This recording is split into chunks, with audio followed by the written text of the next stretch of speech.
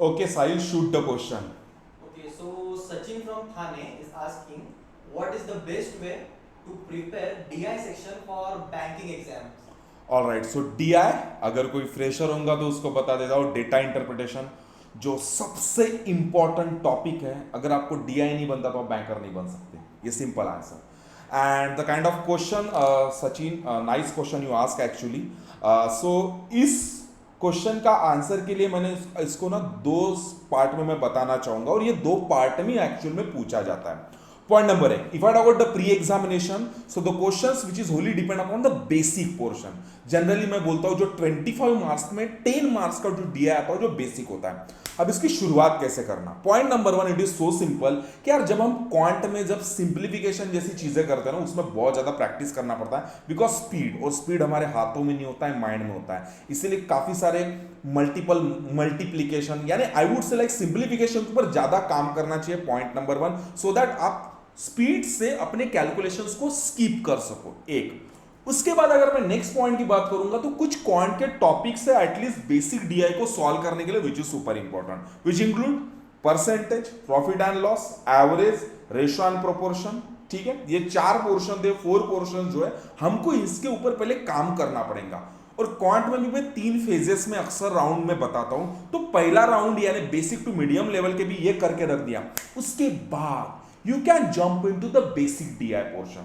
अब let's say basic DI के लिए आपको बेसिक चीजें जो डायग्रामेटिकल पैटर्न में होता है ऑब्वियसली, ठीक है, तो वो बेसिक चीजें आपको थोड़ा बहुत क्लू फॉर द 10 और 15 क्वेश्चंस के लिए आपको कहीं ना कहीं सीखना पड़ेगा।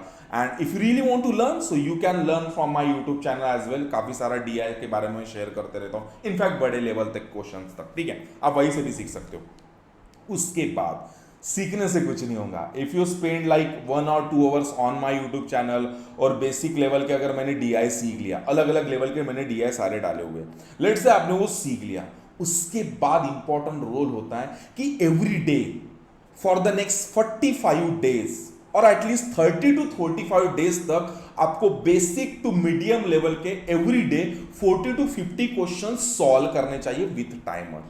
इनिशियल लेवल में आई वुड से कि लाइक आप 40 क्वेश्चंस पिकअप कर रहे हो एवरी डे, तो आपको 40 मिनट्स लगाना चाहिए। धीरे धीरे उसका टाइमर कम करते चलना, लेट्स से 35 मिनट्स, ठीक है।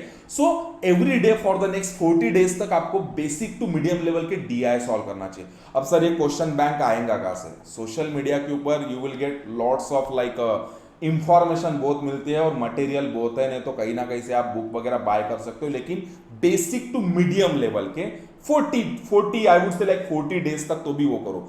देन तब तक क्या होगा, आपके बाकी के क्वांट्स के चैप्टर्स भी आप करके बैठ जाओगे। लेट्स से अगर मैं बोलूँ time and word, time and distance बड़ा पोर्शन है, टाइम एंड वर्ड के अंदर पाइप एंड सिस्टम भी आ जाता है, टाइम एंड डिस्टेंस के अंदर ट्रेन आ जाता है, बोट एंड स्ट्रीम आ जाता है, SICI एक अलग पोर्शन है, मिक्सचर एलिगेशन के ऊपर आजकल वो डीआई बना रहे, प्रोबेबिलिटी के ऊपर बना रहे, मेंसुरेशन के ऊपर भी डीआई बनाते हुए दिखते, कोई भी टॉपिक के ऊपर डीआई बन सकता है। सो अभी मेरा प्री लेवल का तो डीआई बहुत तगड़ा बन जाएगा अगर आप मेरे इस लफ्ज को फॉलो करोगे। क्या बोला मैंने?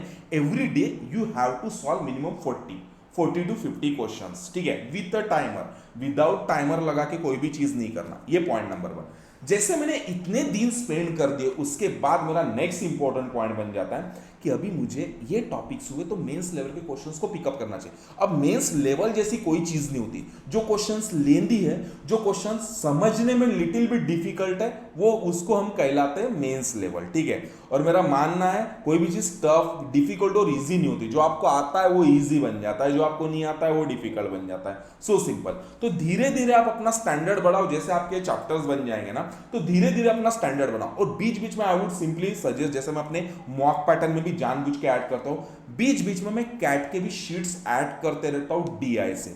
उससे क्या होता है, आपका क्रिएटिविटी बढ़ता है।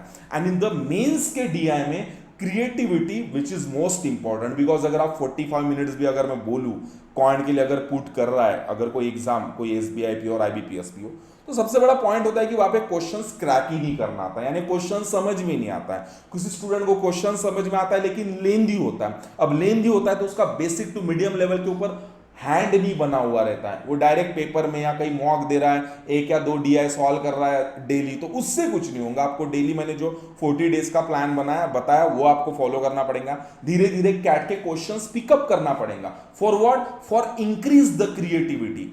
यानी जितना आपका क्रिएटिविटी बढ़ेगा ना, तो आप बैंकिंग लेवल के क्वेश्चंस को क्रैक भी कर पाओगे, और आपने क्रैक कर पाए तो आपका काम बनेगा। इनफैक्ट मैं डीआई का एडवाइस और इंग्लिश का एडवाइस इतना तगड़ा इसीलिए दे पाता हूं बिकॉज ये पोर्शंस खुद के मेरे बहुत ज्यादा स्ट्रांग है। फ्रैंकली स्पीकिंग, अगर आप मेरे वर्कशॉप में भी आए होंगे, आई हैव नो आइडिया, सो मैं वर्कशॉप में भी बताता हूं कि इन दो चीज के ऊपर तो मेरा बहुत बड़ा कमांड है। तो ये बहुत इंपॉर्टेंट चीज है कि आपको 45 डेज का प्लान शुरू करो, उसके बाद धीरे धीरे लेवल बढ़ाओ, लेकिन वो भी टाइमर के साथ। अगर मैं कैट के भी कुछ शीट पिकअप कर रहा हूं, लेट्स से 10 और 20 क्वेश्चंस, तो उसके लिए एक स्पेसिफिक टाइमर मुझे लगाना चाहिए, और उसके बस लॉजिक तोड़ना सीखो और इतनी क्यूरियोसिटी बढ़ा दो सब्जेक्ट की, आपका सब्जेक्ट, आपका डीआई तगड़ा बनना शुरू हो जाएगा for sure. I hope you understood and I hope you got the logic कि मुझे पहले 45 डेज का गेम प्लान, पहले तो मुझे टॉपिक्स क्लियर करना पड़ेगा, 45 डेज के गेम प्लान को फॉलो करना पड़ेगा एंड धीरे धीरे अपना लेवल बढ़ाना पड़ेगा। मैजिक आपको पक्का दिखेगा for sure. All the best.